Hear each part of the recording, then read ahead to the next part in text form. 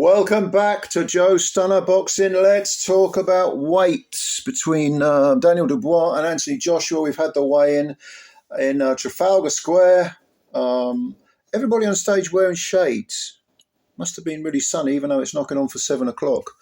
But yeah, what have we got here? We have got Anthony Joshua, 252 and a half, was it? Or a quarter or something like that. When you consider his previous weights for his recent fights, he was 252 and a bit, whatever it was, a half for Francis Ngannou, so fair enough.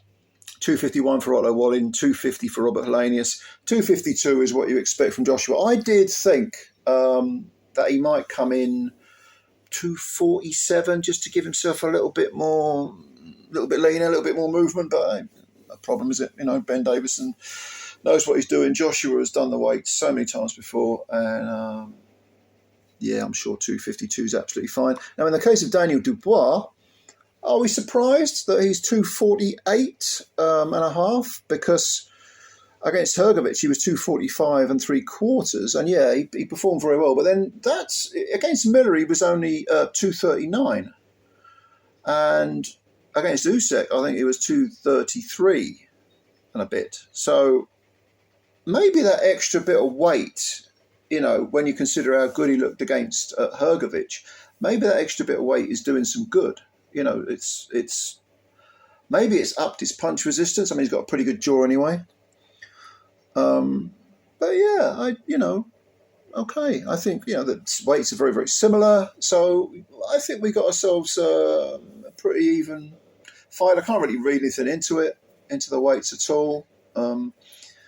The undercard weigh-ins, nothing really jumped out and hit me.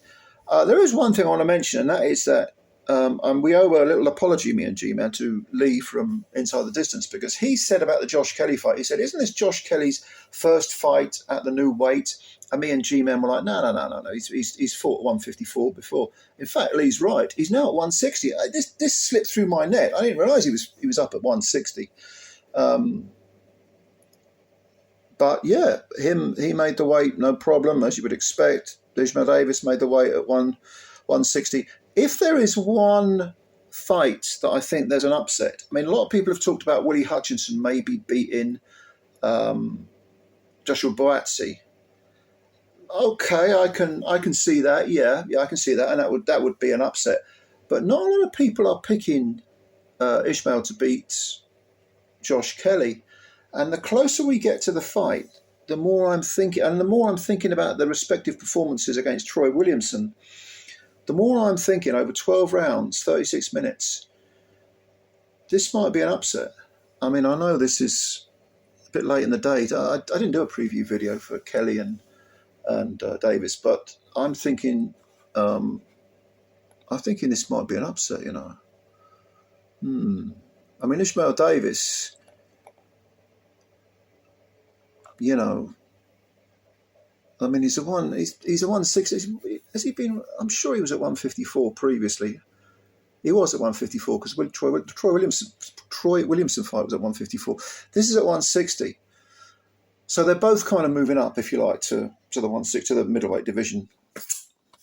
Am I going to pick Davis to win this? I wouldn't be surprised if. You know what? What the hell? I'm going to stick my neck out. Because sometimes in life we've got to stick our neck out. I'm going to go for the upset. I'm going to say that Ishmael Davis stops Troy Williamson in about 10 or 11 rounds. Because that's crept up on me, that one. The Boazzi-Hutchinson fight, I think Boazzi stops Hutchinson last third of the fight. I can't remember the exact round I picked when I did my preview. But weight-wise, there don't seem to be anyone who's struggling with the weight. Didn't Hamza Shiraz look enormous? He always does at middleweight. I mean, I'm old enough to remember the welterweight Thomas Hearns, who was colossal. He's 6'2" welterweight. I remember him fighting Pepino Cuevas and flattening him. And Cuevas was an established champ who'd made a lot of successful defences against pretty decent men. And Hearns just splattered him in 2 rounds. This is the Hamza Shiraz. And he's got broad shoulders as well. A small waist but broad shoulders. He'll go up to he could even end up at cruiser. I'm not even joking. But as much as I love Tyler Denny, he's done it the hard way. He's a deserved EBU champ. I think Shiraz knocks him out in about 6 rounds. Kakache looking gigantic also against Josh Warrington. I expect Kakache to win that one, but Warrington is a warrior. He really is. He calls himself the Leeds Warrior, and I think that's a fair nickname to have, because he goes out on his shield even when he loses. Good fighter, but I think Kakache stops him. I think size does matter, you know. Anyway, just a few comments on after watching the weigh-in. What do you think of the weigh-in? What do you think about the weights between Dubois and AJ? Do you think there's anything to it? Do you care? I don't think there's anything to it, really. I don't think we can really. Nothing's really revealing, is it, about it? Not really. But let me know if you've got any opinions, if you've got any thoughts, just let me know and I'll answer them. I'll have a read, answer them.